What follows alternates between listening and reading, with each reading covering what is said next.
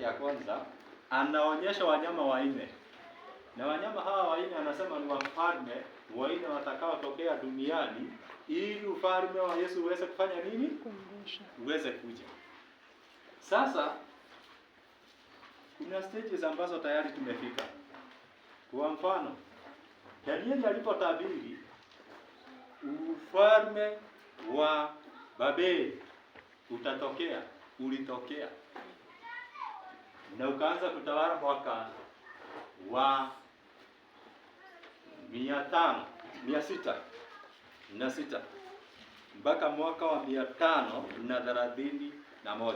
Ufalme huo ukafanya nini? Kapita. Kaisha. Ufalme wa pili ambao ulitabiriwa na Danieli ulikuwa ufalme wa Wamedi na Wapashia uliotokea mwaka wa 331 mpaka mwaka wa 300 na ngapi? 538 mpaka mwaka wa 331. Ufalme huo wa Wagiriki nao ukapita. Tunaendelea. Ufalme wa tatu uliopita, watatu ni wa Wagiriki ukapita. Na huo wa Wagiriki ndio ulianza mwaka wa 331 to 168. Huo nao ukapita. Ufalme wa nne uliotabiriwa na Danieli ni ufalme mgani? Ni ufalme wa Warumi. Hii mambo ni ngumu lakini tutavumiliana tu, ndio? Nitaenda polepole, sitaenda manake anasemanga anatufundisha kama watoto wadogo. Sisi zote najua hatuko level moja, kuna wenye kuna wengine unaona? Kuna wenye walizaliwa juzi tu wakaja kanisani. Lazima niende na spidi ya watu wote. So ufalme wa Rumi nao ukaja na ukaanza mwaka wa 168 BC. Na ilipofika mwaka wa 476 AD, ufalme huu ukagawanyika katika sehemu ngapi? 10. Hizo ni stages already covered.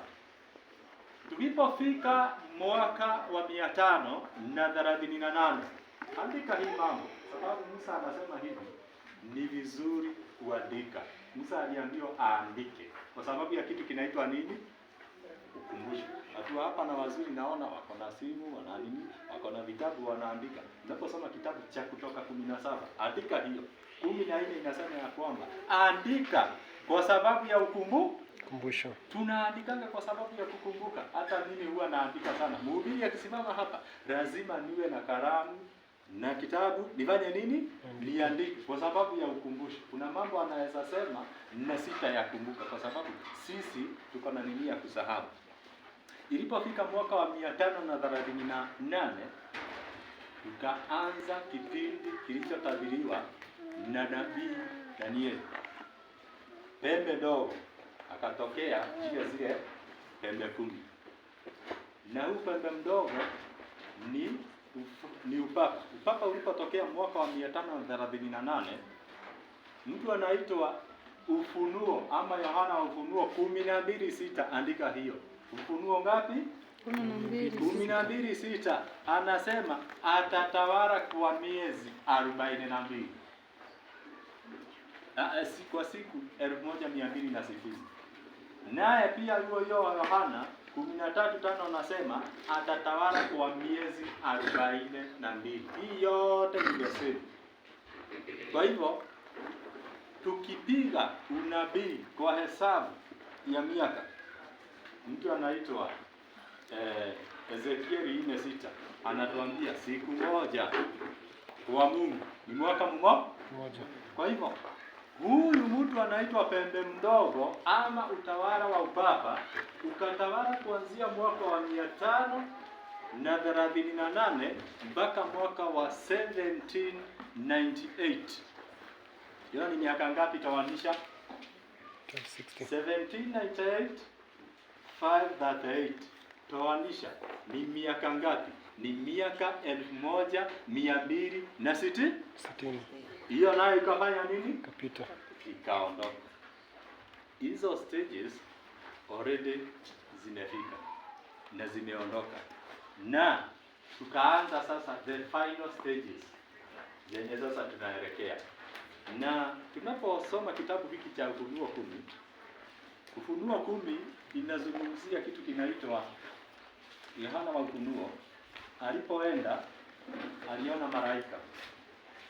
Na malaika huyu alipomwangalia aliona mguu mmoja ulikuwa nje ya bahari na mwingine ulikuwa ndani ya bahari, kuimaanisha ya kwamba ulikuwa katika dunia mzima. Na ujumbe huu ambao alikuwa nao ulikuwa uwafikie watu wote.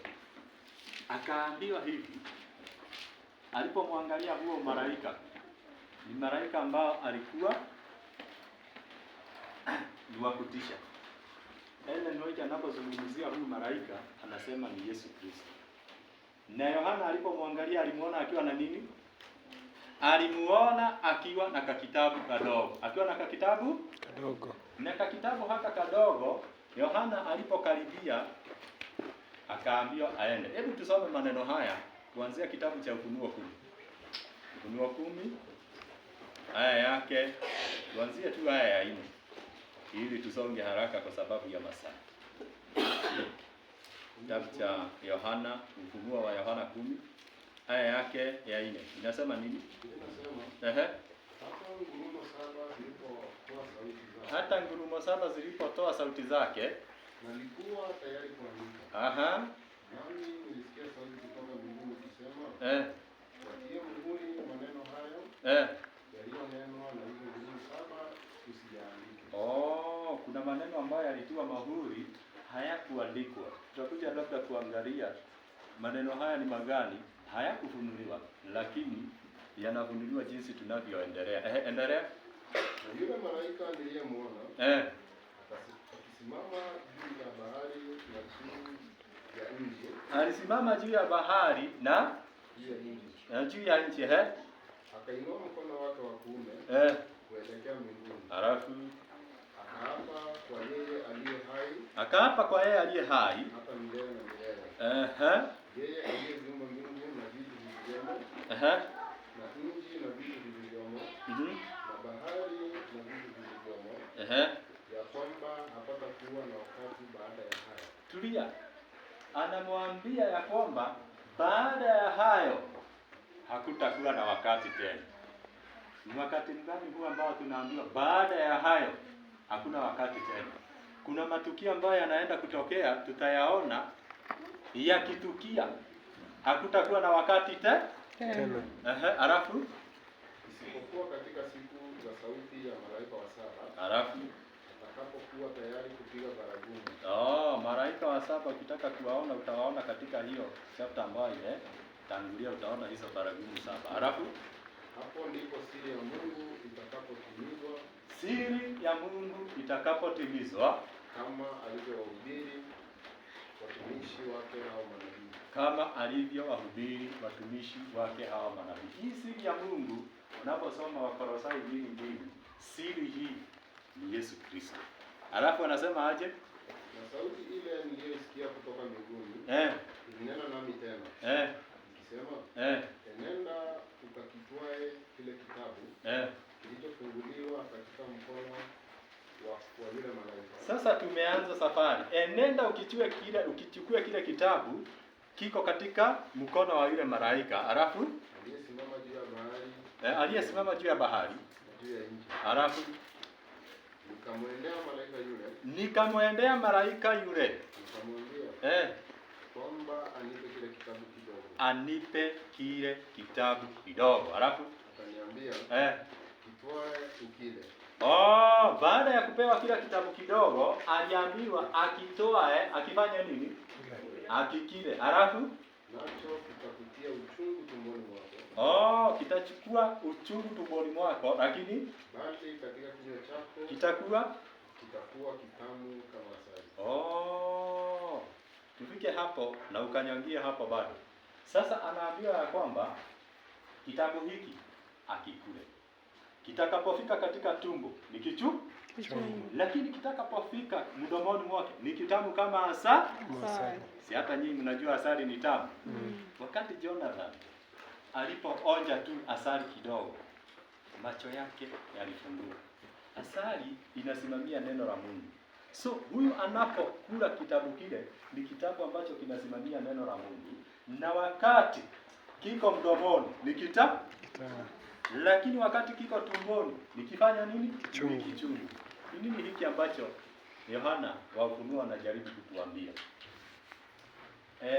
Turudi katika kitabu cha Danieli 8. Tuanze safari sasa. Danieli 8. Danieli 8 ili tuelewe ni nini hiki Danieli ama Yohana anataka kutuambia. Kumbuka kitabu cha Danieli na kitabu cha Ufunuo ni kufuri na ufunguo. Kimoja hakiwezi kufanyika bila kingine. Na ukumbuke sasa, huu ni unabii ambao unafunuliwa katika nyakati za mwisho, kwa sababu unaposoma Danieli 10 ama Danieli 12:14 anaambiwa afunge haya maneno, maana ni ya wakati wa mwisho. Sasa mtu anaitwa mtu anaitwa Yohana, naye anakuja kuyafunua, na ndio unasikia kinaitwa kitabu cha nini? Cha Ufunuo. Danieli 8:14 Biblia inasemaje?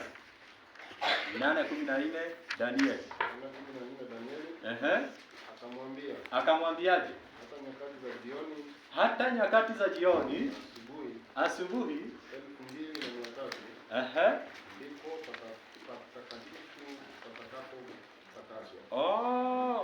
hata nyakati za asubuhi 2300 ndipo patakatifu patakapofanywa nini? Utakaso. Hii ni unabii ambao unahusu mambo ya mwisho, na tumeona ya kwamba akiambia kwamba asifungue kitabu kile cha Danieli 12:4 ya kwamba hii unabii unahusu siku za mwisho. Danieli 8 anaambiwa hata nyakati mbili, siku 2800 ndipo patakatifu patakapofanywa nini? Kutakaswa. Sasa tujiulize, huku kutakaswa kunaambiwa ni nini? By the way, Danieli 8 yeye hakuelewa 14, hakuelewa, na alikuja kuelewa ni nini. Alikuja na kuambiwa na malaika mpaka alipofika Danieli 9 aya yake ya 24. Hapo ndipo alianza kuelewa ni nini alikuwa anaambiwa kuhusu zile siku 2300 na anaambiwa ya kwamba zikipita hizi siku 2300 zikipita, sasa Yohana anaambiwa zikipita hakutakuwa na wakati tena. Sasa hizi siku 2300 tujiulize zilianza lini? Danieli 9 aya yake ya 24. Soma, inasemaje? Naisema muda wa majuma 70 umeamriwa juu ya watu na juu ya mji wako mtakatifu. Tulia, juu ya watu wako. Watu wa Mungu ni akina nani? Waliokuwa wameteuliwa ni Waisraeli. Sasa anazungumzia Waisraeli waliokuwa wameteuliwa, na mji wao mtakatifu ulikuwa unaitwa aje? Yerusalemu. Kwa hivyo wao wamepewa muda wa majuma 70. Niwauliza swali. Sasa tunafanya mahesabu. Kuna mahesabu inaitangwa mahesabu ya unabii. Na ni rahisi sana, usidanganywa na mtu. Ate ni ngumu. Maana kama kuna kitu ambacho ni rahisi kufanya ni hesabu za kinabii. Ni rahisi sana. Ndio watu wengi wanasemanga unabii ni ngumu, si ngumu. Sasa ili tuanze kufunua na Yohana aanza kufunua, inasemekana nini? Muda wa majuma 70 umeamuriwa juu ya watu wa Israeli. Sasa ili tujue huu muda ni mgani? Juma moja, na wauliza, juma moja iko na siku ngapi? 7. Iko na siku hata kama by the way tungekuwa na blackboard tungefanya mahesabu hapa. Hii kama kuna hesabu ambao kila Mwadventista anafaa aelewe, ni hesabu hii ya 2300 days. Ona sasa, juma moja iko na siku 7. Sasa wao wamepewa majuma mangapi? 7. 70 mara 7 ni ngapi? 490. Unakumbuka mahali Yesu alisema tusamehe watu mara ngapi? 70 mara 7. 70 mara 7. Zinaenda zikizingiana, si ndio? Sasa unabii huu ni wa Waisraeli na wameambiwa wamepewa. Zilitolewa wapi? Bila shaka hazingetolewa mahali pengine popote. Zilitolewa katika 2300 days. Okay? Sasa hebu tufanye, mimi nataka tufanye hesabu ambayo ni rahisi tu mtaelewa. Hata kama hauna nini utaelewa tu. 2300 days minus 490 ni ngapi? 18 or 1810. Sasa katika Ezekiel 4 ama kitabu cha Numbers 14:34 inasema mwaka moja ni siku moja.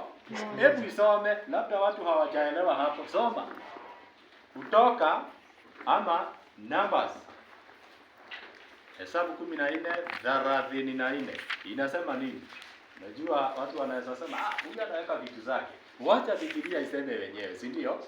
Inasemaje? Kwa hesabu ya hizo siku mlizoipeleleza nchi. Yaani siku 40 kila siku kuhesabiwa. Kila siku kuhesabiwa. Siku moja mwaka siku 40 miaka ngapi? Siku 490 miaka ngapi? Sijui kama nawateleka mbio ama tunaenda polepole. Sawa. Mnaelewa? Siku moja kwa mwaka, siku moja ni mwaka siku 490 ni miaka ngapi? 490. Kwa hivyo Waisraeli walipewa miaka 490. Hebu sasa tujue. Hii ni hesabu ya kwenda polepole, manake tukienda mbio hatutaenda zote pamoja, si ndio? Endelea na hiyo Danieli tisha 25 sasa inasema aje?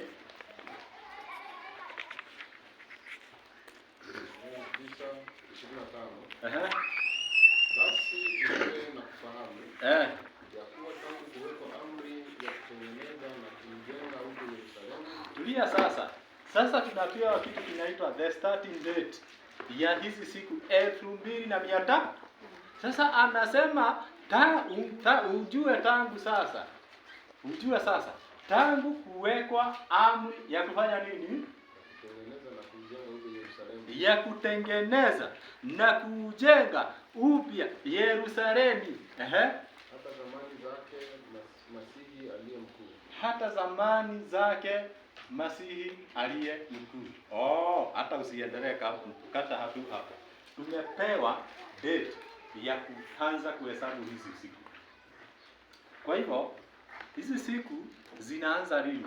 Wakati amri ya kutengeneza upya Yerusalemu na kujenga inaanza. Ilianza lini? Kuna amri 3 zilipeanwa wana wa Israeli walipotoka Babiloni baada ya miaka 70 wakarudi Yerusalemu. Kuna amri 3 ambazo zilitolewa, lakini kuna amri ambayo ilikuwa na nguvu zaidi ilitolewa na mfalme anaitwa Artaxerxes. Inakuanga nini kutamka. Sasa hiyo amri ilitolewa mwaka gani? Ilitolewa mwaka wa 457. Tumeanza kuelewa sasa. Ilianza 457 BC. Ndio tutahesabu hiyo nini. Ili tuelewe sasa hawa watu mwisho wao utafika lini? Lazima sasa tutoe kutoka kwa 457 BC.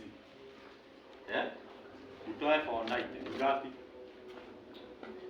Miaka hiyo wamepewa 457 minus 490 33. 33. Sasa kuanzia mwaka wa 457 ukitoa hii miaka 490 inatuleta 33. Hiyo ni mwaka wa 33 AD. Na pale tulipotoa 490 kwa 2300 tulibaki na ngapi? 1810, si ndio? Sasa ona sasa venye Mungu anafanyanga maajabu yake. katika miaka ya Wayahudi walipokuwa wakihesabu ilikuwa inarudi nyuma. Okay? 457, 456 haiko inaenda mbele kama sisi venye tunaenda. Ikaenda hivyo mpaka ikafika 4 BC wakati Yesu anazaliwa. Ikaenda hivi mpaka 1 BC inapofika 1 BC. Between 1 BC na 1 AD. Si kuna mwaka mmoja hapo? Huo mwaka haukuhesabiwa. Sasa hiyo mwaka unauhesabu mwaka mmoja. Unauongezea kwa pale kwa 33. Kwa 3. Kwa 33 inakuwa 4. 34, si ndio?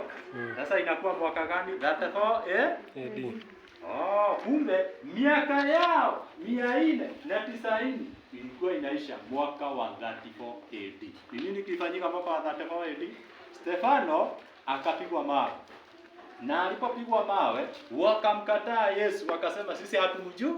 Na walipompiga mawe, Paulo naye akaanza kwenda kuwahubiria watu wa mataifa. Na kwa sababu Yesu anasema ya kwamba sikutumwa, Mathayo 10 aya yake ya 5 na ya 6 anasema sikutumwa kwanza ila kwa nyumba ya wana wa Israeli. Mungu alikuwa ametumwa kwa Waisraeli kwanza awaokoe. Lakini walimkubali, wanakataa. Kwa hivyo miaka 490 inapoishia mwaka wa 34 AD, ni nini kilifanya? Stefano akipigwa aliona nini? Aliona mbingu imefanya nini? Imefunguka. Alipoangalia akaona nini? Yesu amefanya nini? Ameketi, si ndio? Aliona Yesu ameketi. Watu wa Mungu ongeeni. Aliona Yesu amefanya nini? Labda hiyo hamjasoma. Soma kitabu cha Matendo ya Mitume 7 aya yake ya 51 tusikie. Aliona nini? Uone jinsi unabii unavyopelekana.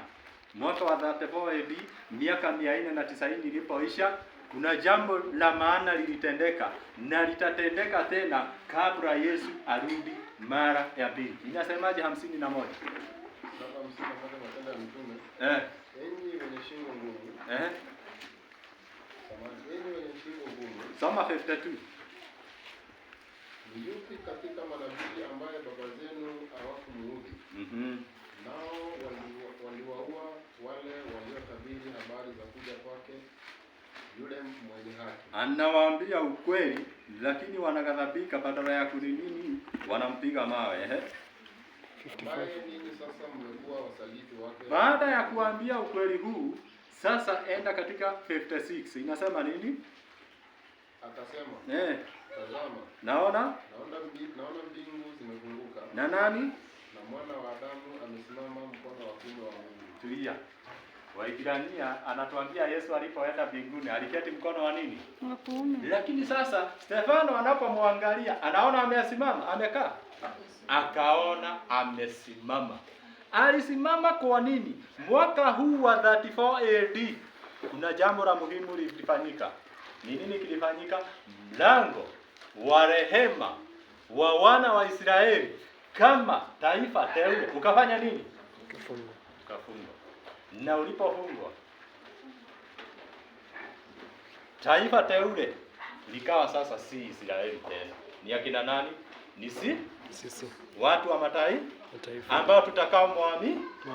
Paulo anasema sisi tu uzao teule, taifa takatifu. Wakaondolewa baraka ambao walikuwa wamepewa, tukapewa sisi. Hiyo ni neema ya Mungu. Hivyo basi 34 AD probation ikafungwa kwa wana wa Israeli kama taifa teule. Na Yesu akasimama. Wacha niwaambie wapendwa, kabla Yesu arudi mara ya pili atasimama tena. Danieli 12:1 inasemaje? Hebu sikia. Bila Danieli 12:1 anasema. Wakati huo Mikaeli atasimama.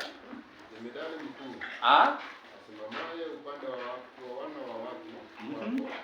Na kutakuwa na wakati wa taabu. Wakati Mikaeli mkuu, Yesu Kristo, asimamaye upande wa watu wake, atakaposimama kutakuwa na wakati wa taabu ambao haujawahi onekana. Na kila mmoja mfano wake haukuwapo tangu lilipoanza kuwapo taifa. Wakati huo. Tulia sasa. Wakati mlango wa rehema wa dunia nzima utakapofungwa, Mikaeli atafanya nini? Atasimama tena mara ya pili. Wakati Yesu anaposimama, kuna jambo la muhimu linafanyika. Anaposimama, mlango wa rehema wa dunia nzima utakuwa umefanya nini? Umefungwa. Hivyo sasa tumeona 34 AD, ukiongeza ile miaka 1810 inakuja ngapi? Hebu piga hesabu. Uniambie kama hiyo hesabu ni ngumu. Na tumepiga shortcut. Kuna mahali tungeenda tuone mpaka wakati anakuwa anointed. Mpaka wakati anapokuwa anasulubishwa. By the way, Yesu alisulubishwa mwaka gani? 31 AD. Hakuna kitu ambacho kimefichwa. Alisulubishwa, ni vile hatuna muda. Alisulubishwa mwaka wa 27 AD. Wa 31 AD. Akabatizwa mwaka gani? 27 AD. Mwadventista wowote anavaa aelewe mambo haya. Manake huu ni unabii. Hebu sasa endelea. Nimesema nini? 34 plus 1810 inakuja ngapi? 18? 1844. Ndio siku 2300 zinafanya nini? Zinafika, si ndio? Na ndio kujua ni ukweli. Hebu 2300 utoe kwa kitu kinaitwa 457 BC. 2300 minus 457. Hizo ni hesabu ambazo Waadventista wa Sabato tunafaa tuwe tunaelewa. 300. Sababu kipindi ambacho tunaishi lazima tuelewe unabii. Sasa huyu anaambiwa ya kwamba baada ya 2300 days hakutakuwa na muda tena. Ni muda mgani? The longest prophecy ya 2300 days. Ni nini kilifanyika 2300 ilipoingia? Ni nini kilifanyika? Ona sasa. Nimewaambia, tumeangalia map venye imekuwa ikiendelea, na tunaambiwa kitabu hiki kitafunguliwa wakati wa mwisho.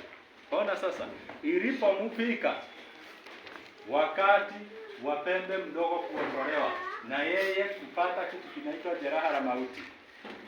Mwaka gani? Mambo ni magumu leo. 1798. 1798. Naona watu ni kama sasa. Mambo haya ni magumu. Si magumu, ni rahisi sana. Ndio. 1798. Ni nini kilifanyika? Pembe mdogo upapa akapata jeraha la mauti. Alipopata jeraha la mauti, Ellen G. White anasemaje? Sijui kama kuna mtu akona kitabu kinaitwa The Great Controversy, page 456. Wakati nilipokuja wakati huo mwingine, niliwahimiza sana kusoma roho ya unabii. Mnakumbuka? Mlianza kusoma? Mnasomanga? Si ndio hiyo. 456 Great Controversy. Not 456, 356. Wacha niangalie hapa. Ama kama wewe uko nayo umeiona, unaweza isoma. 356 anasema hivi. Nyakati za mwisho zilianza hivi. Anasema hivi. Ndipo tunaweza kutazamia marejeo ya Bwana wetu Yesu na mwana wa kuasi, ambaye pia anaitwa siri ya kuasi. Inasema hivi, mwana wa uharibifu anawakilisha upapa. Haya, kama ilivyotabiriwa katika unabii. Haya. Katika unabii, kuja kwa Kristo kusingeweza kufanyika kabla ya wakati huo. Paulo anajumuisha onyo lake na mtawanyiko wote wa Ukristo hadi kufikia mwaka wa 1798. Ni sehemu tu ya wakati huo ndipo ujumbe wa kurudi kwa Kristo mara ya pili ungetangazwa. Paulo yeye mwenyewe hangetangaza kurudi kwa Yesu mara ya pili kwa sababu muda ulikuwa bado. Lakini baada ya kuanguka kwa pembe mdogo, ujumbe wa kurudi kwa Yesu mara ya pili ukaanza kutangazwa. Kwa sababu ya nini? Uhuru wa dini ulifanya nini? Ulipatikana. Hebu sana sikia. Ujumbe huo hujawahi kutolewa katika vizazi vilivyopita. Vizazi vilivyopita hazijawahi kuhubiri kuhusu kurudi kwa Yesu mara ya pili. Hebu sikia, kama tulivyoona Paulo hakuhubiri, aliwaelekeza ndugu zake kwamba kuja kwa Bwana huko mbali mbeleni. Watengenezani hawakutangaza. Niliwaambia watengenezaji walikuwa ni akina kama nani? Watu kama nini? Akina Calvin, watu kama Luther. Mnakumbuka watu kama hawa? Akina Knox. Okay? Mnakumbuka watu kama hawa? Hawakuhubiri kuhusu kurudi kwa Yesu mara ya pili. Hebu sikia. Martin Luther alisoma hukumu kuwa karibu miaka 300 mbeleni katika wakati wake. Martin Luther aliyetokea miaka ya 1500 alikuwa anaona hukumu ikija miaka 3 baada yake. Ukipiga hiyo hesabu ni kama miaka ya 1800, na alikuwa right.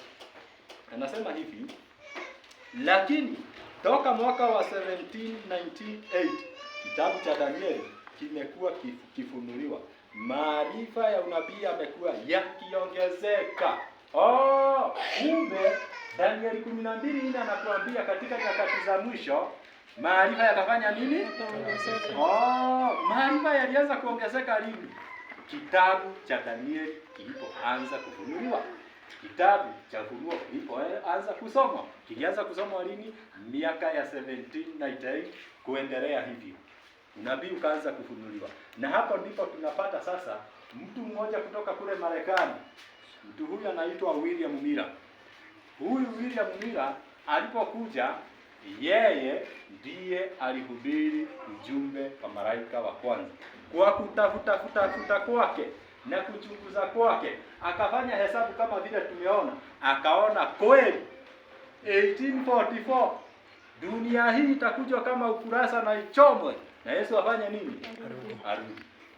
William Miller alikuwa amesoma unabii kweli, na alikuwa anaelewa kabisa matukio ambayo yangetokea, lakini kuna kitu hakuelewa.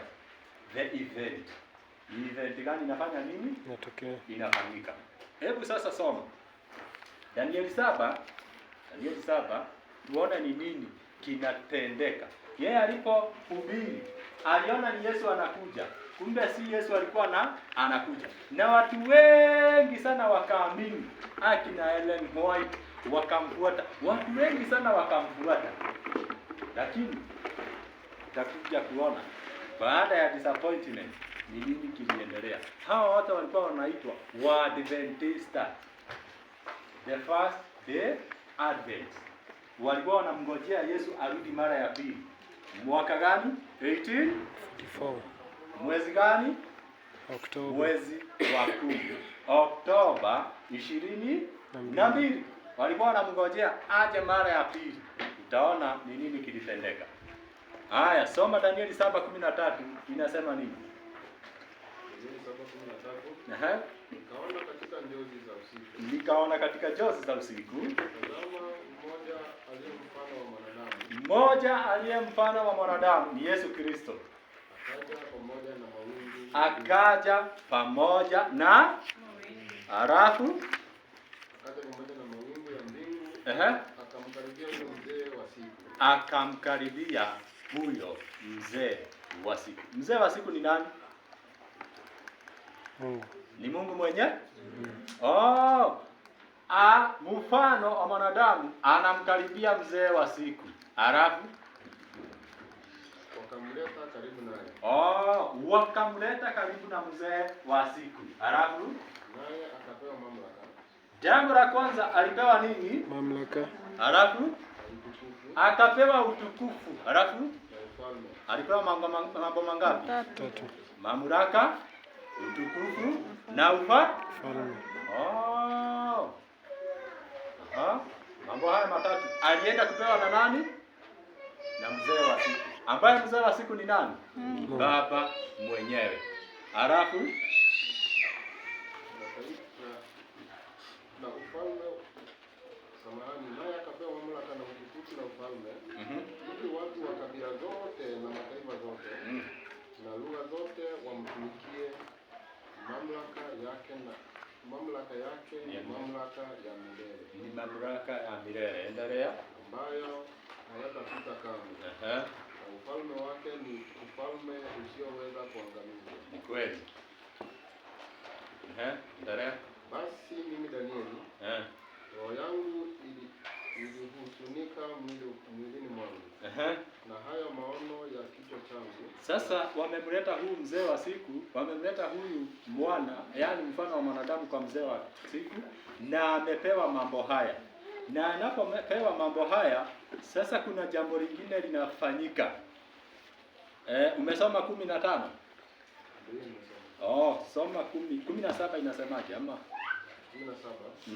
Wanyama hao wakubwa walio wanne. Wacha niliangalia fungu hilo ambalo nataka tuliunganishe tuone ni nini ambacho kinafanyika. Danieli anapewa nini? Kuna kitu ambacho anakuja anapewa.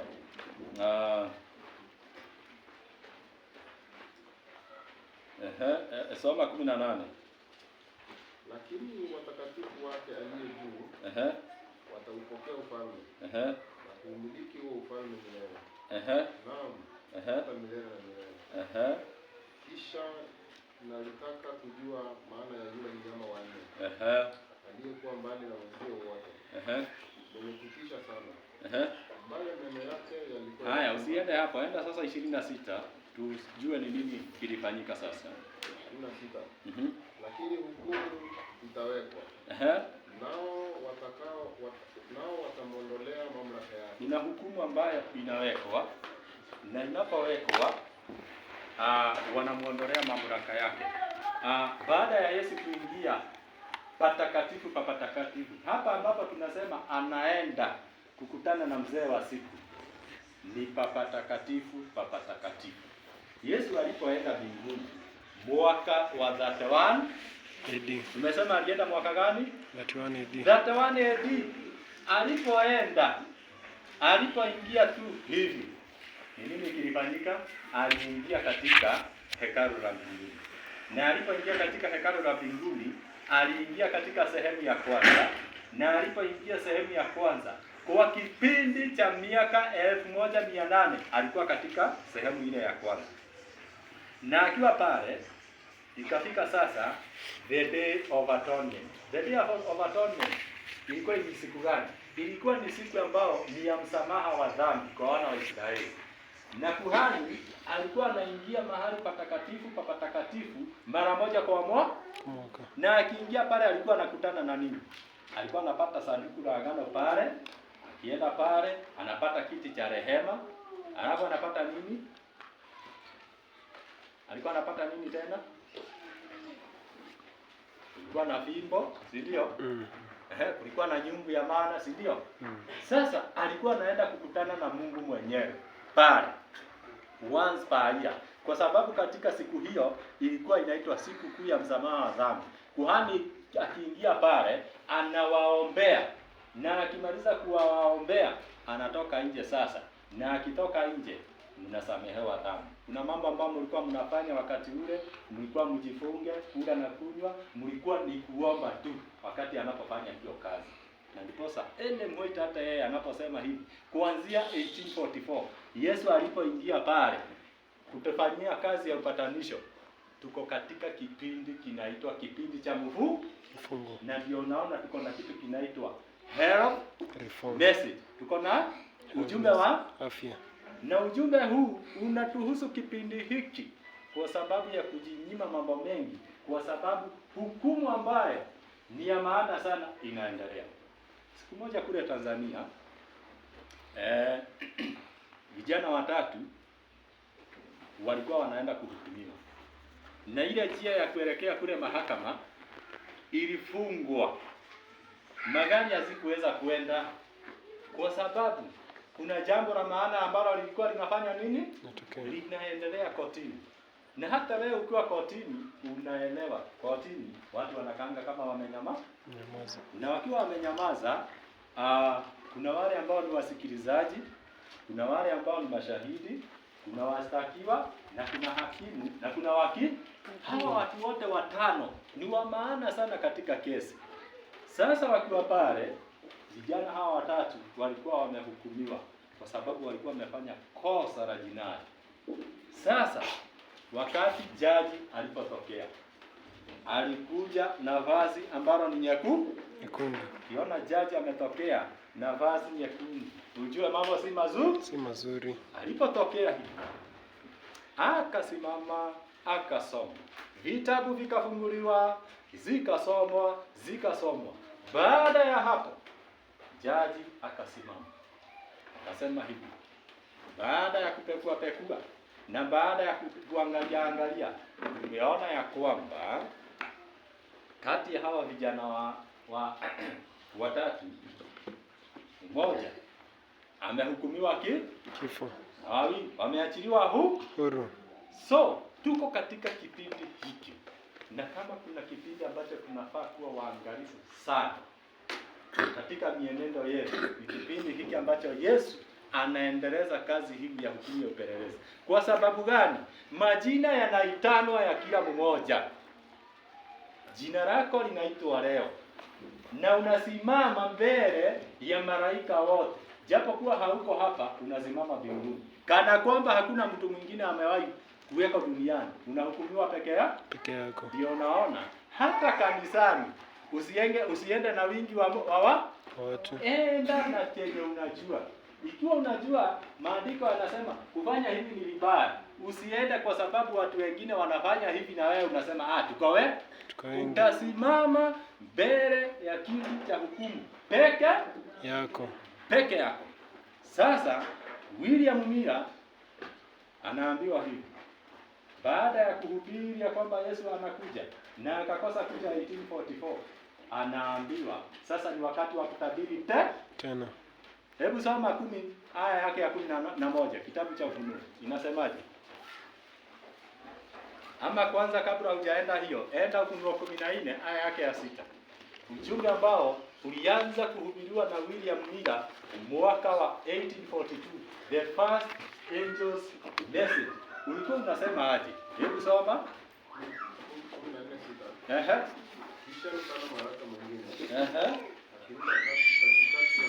Akiruka katikati ya mbingu, mwenye injili ya milele, akawahubiria hawa watu wote wanaokaa juu ya nchi.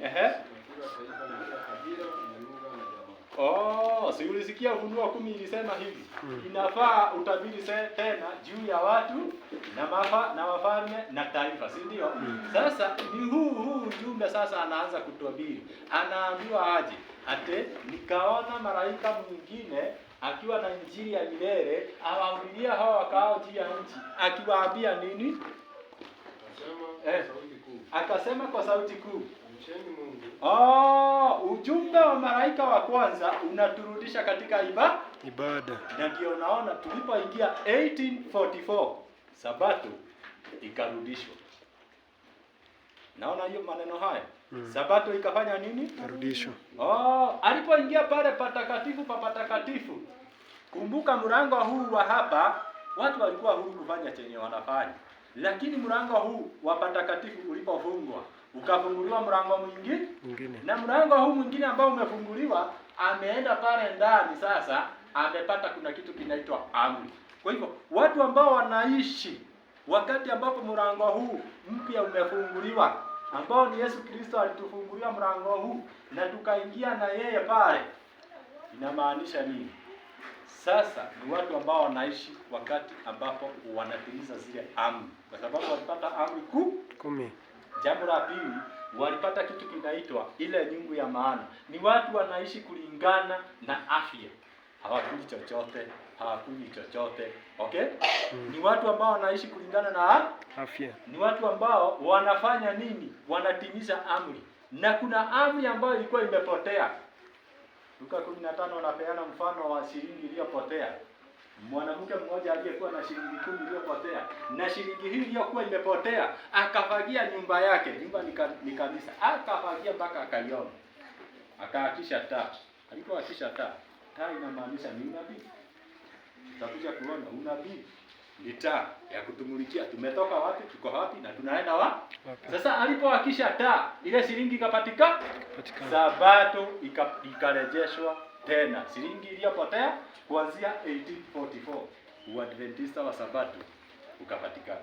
Hivyo basi mjumbe huo malaika anasema ya kwamba mcheni Mungu na kumtukuza, kwa maana endelea. Kwa maana saa ya hukumu yake imefanya nini? Rudia. Umesoma nini? Kwa maana saa ya hukumu yake imekuja. Saa ya hukumu yake imefanya nini? Imekuja. Ni hukumu gani imekuja? Hebu sikia. Petero wa kwanza 4:17. 4:17 Petero wa kwanza.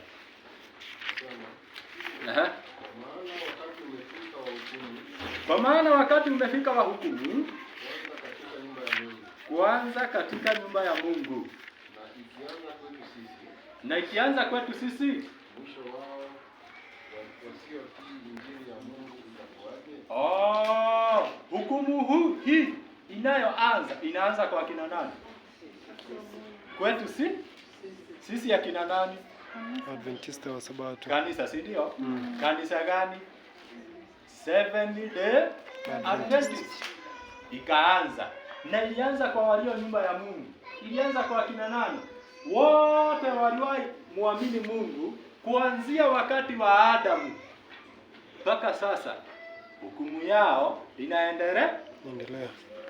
Na saa hii ni kipindi cha miaka ngapi? Kuanzia 1844. Ni kama miaka ngapi hii hukumu inaendelea? Ni kama kipindi cha miaka 181. Na hakuna mtu anajua itaisha lini. Na ikiisha hivi, hukumu ya walio hai inafanya nini? Naanza. Unajua unaweza sema aje ilianza na wenye waliokufa? Soma Ufunuo 11:18. Usikie. Biblia imetutabiri, hakuna kitu imeficha. 11:18 inasema nini? Mataifa walikasirika. Yako nayo ikaja. Wakati ukaja wa kuhukumiwa kwa waliokufa. Wakati ukaja wa kuhukumiwa kwa walio. Kwa hivyo hukumu hii ilianza na walio na inaendelea mpaka saa hii. Na hukumu hiyo haina upendeleo. Kuna wakati tulikuwa tunaimba hakuna kujuana, hakuna maneno, kwamba wewe ulikuwa fulani wa fulani. Hakuna kujuana, hakuna kimaneno, kwamba wewe ulikuwa fulani wa fulani. Na wengine watasema tulikuwa wahubiri, lakini Yesu atasema ondokeni siwajui. Hakuna kujuana, hakuna kimaneno, kwamba wewe ulikuwa fulani wa fulani. Hukumu za hapa duniani zina upendeleo. Kweli ama si kweli? Kweli. Zina upendeleo mwingi sana. Isaya 59:14-15 anasema haki imewekwa mbali sana. Haki imewekwa mbali sana katika dunia hii. Lakini hukumu za Mungu ni za kweli na za haki. Na hukumu hii ndiyo inaendelea. Na inapoendelea kila mtu anahukumiwa kulingana na ukweli uliojua. Hebu sasa ona. Baada ya William Miller kusoma maandiko haya na kuelewa kwamba Yesu alikuwa anakuja 1844 Oktoba na akakosa kukuja tarehe 22, alikuwa amengojewa na watu wengi sana. Na hawa watu ilipofika sasa, unajua hawa wa Jumapili siku yao inaanzanga saa 6, si ndio? By the way, William Miller hakuwa wa kanisa la Sabato. Hata Ellen White hakuwa wa Sabato wakati huo. Usidanganywe na mtu ati Waadventista. Seventh Day Adventist walitabiri 1844 Yesu anakuja. Hawakuweko. Kanisa lilikuwa limeenda mafichoni kwa kipindi cha miaka 2600 na 2060. Na ilipotokea 1798 Mungu sasa analipatia jina sasa Seventh Day Adventist, ikimaanisha watu ambao wanaishi katika kipindi cha mwisho, wanaotunza sabato ya Mwenyezi Mungu, wakingojea Yesu arudi mara ya pili, kanisa lake alilolinunua kwa damu yake. Kuja kuangalia jinsi kanisa lilivyoingiliwa na shetani kuanzia karne ya pili kuendelea hivi, lakini sasa Mungu anakuja analianzisha tena. Na hapo sasa, baada ya disappointment, watu wengi wakarudi nyuma. Walirudi nyuma. Waliporudi nyuma, kitu kinaitwa hukumu waliporudi nyuma, Mungu akaanzisha kanisa lake. Na Mungu anapeana mfano wa Mathayo 22. Mathayo 22 anapeana juu ya mfalme aliyemwandalia mwanawe karamu.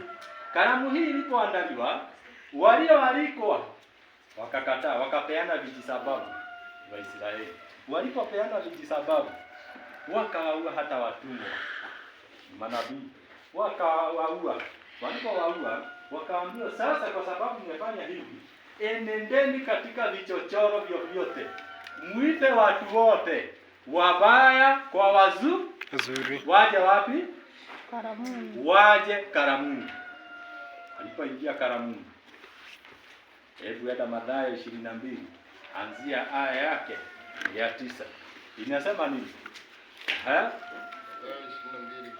22:9. Basi enendeni hata njia panda za barabara. Enendeni hata njia panda za barabara. Alafu na wote muonao, wote mtakao waona, waiteni harusini. Waiteni waingie harusini. Alafu watumwa wale wakatoka wakaenda njia kuu. Wakaenda wakakusanya wote waliowaona. Wakakusanya watu wote waliowao. Alafu waovu kwa wema. Tulia. Walikusanya wazuri peke yake? Walikusanya wabaya peke yake? Wakakusanya watu wote, wabaya kwa wazuri. Alafu harusi ikajaa watu. Harusi ilijaa waovu kwa wema. Ikajaa kabisa. Alafu lakini alipoingia yule mfalme aliyeingia kumfanyia mwanawe karamu, alipoingia ni nini alifanya? Ili kuwatazama wageni wake. Kumbe hawa wote ambao walikuwa wamealikwa walikuwa ni wageni. Halafu akaona mtu mmoja asiyevaa vazi la harusi. Aliona mtu mmoja asiyevaa vazi la harusi. Kumbe hii harusi ilikuwa na masharti. Wewe utakapoalikwa, ulikuwa unapewa tu vazi bure. Kuingia, vazi yako ni kuvaa vazi na kuingia. Ule akaona vazi ni vazi tu. Si lazima niingie na vazi. Yeye akaenda na mavazi yote. Vazi inasimamia nini? Vazi katika Biblia inasimamia nini? Katika kitabu cha Ufunuo 3 kuanzia 14 kuendelea, inaonyesha kanisa la mwisho ambalo linaitwa Laodiceans. Na kanisa hili linaonekana likiwa uchi. Linasema mimi ni tajiri, sihitaji kitu. Lakini Yesu anapojiangalia kanisa hili anaona liko uchi. Sasa analichauri linunue vazi. Na vazi hili ni gani? Isaya 61 aya yake ya 10 inasema nini? Vazi ni nini ambao huyu mtu aliingia katika karamu aliikosa? Hili vazi ni nini? Isaya 61:10. Nitafurahi sana katika Bwana. Nafsi yangu itashangilia katika Mungu wangu. Ni kweli? Maana amenivika mavazi ya wokovu. Amenivika mavazi ya wokovu.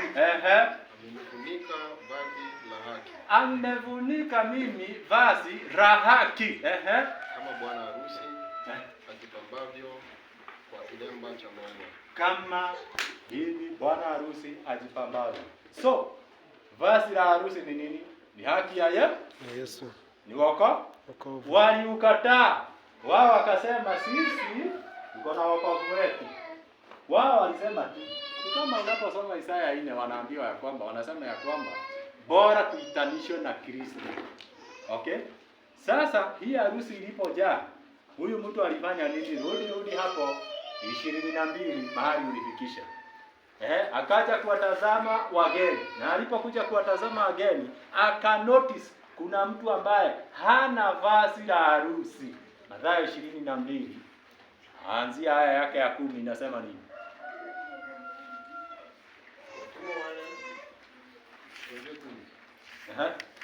Watumwa wale wakatoka wakaenda njia kuu. Wakakusanya wote waliowaona. Waovu kwa wema. Ikajaa wageni.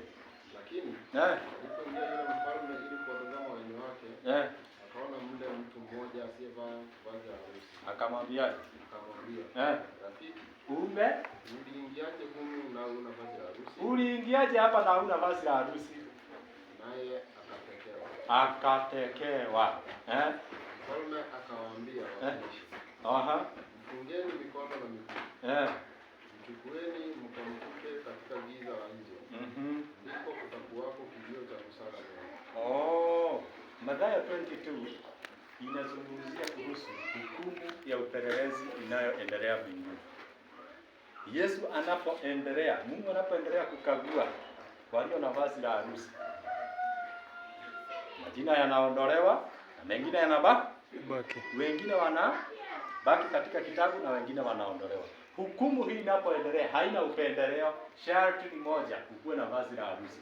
Sasa 1844 sisi kama Waadventista, hukumu ilipoanza tulikuwa tayari tumeingia harusini. Hapa mahali ambapo panasemekana ya kwamba akaja ule mwana wa Adamu, akaja, aliingia katika harusi.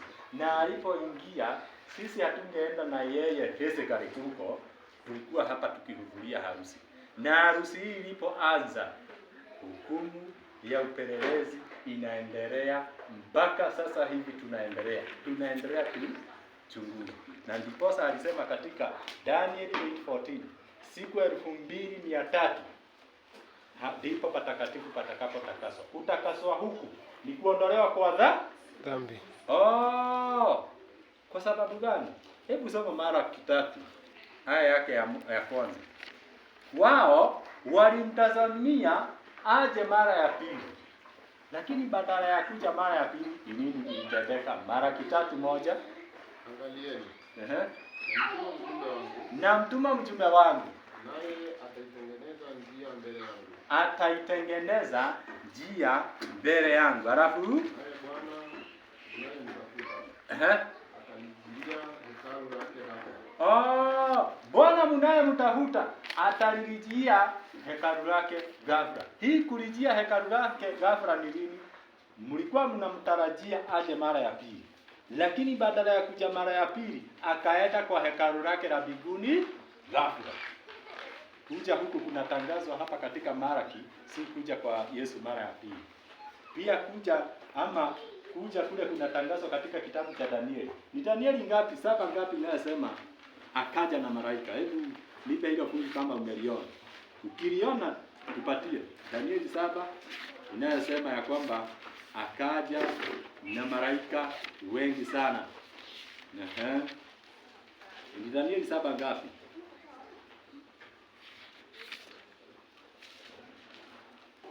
Hebu soma 9 inasema nini? Tazama, hata viti vya enzi vitawekwa na mmoja aliye mzee wa siku ameketi. Mavazi yake yalikuwa meupe kama theluji. Ni kweli?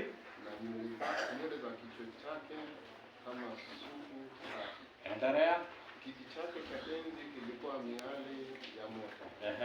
Na ngurumo zake moto wakao. Halafu mto kama moto ukatoka ukapita mbele zake. Huyo ni Baba Mungu. Halafu maelfu wakamtumikia. Malaika maelfu wakamtumikia. Na 10,000 mara 10,000. Na 10,000 mara 10,000 wakasimama mbele zake.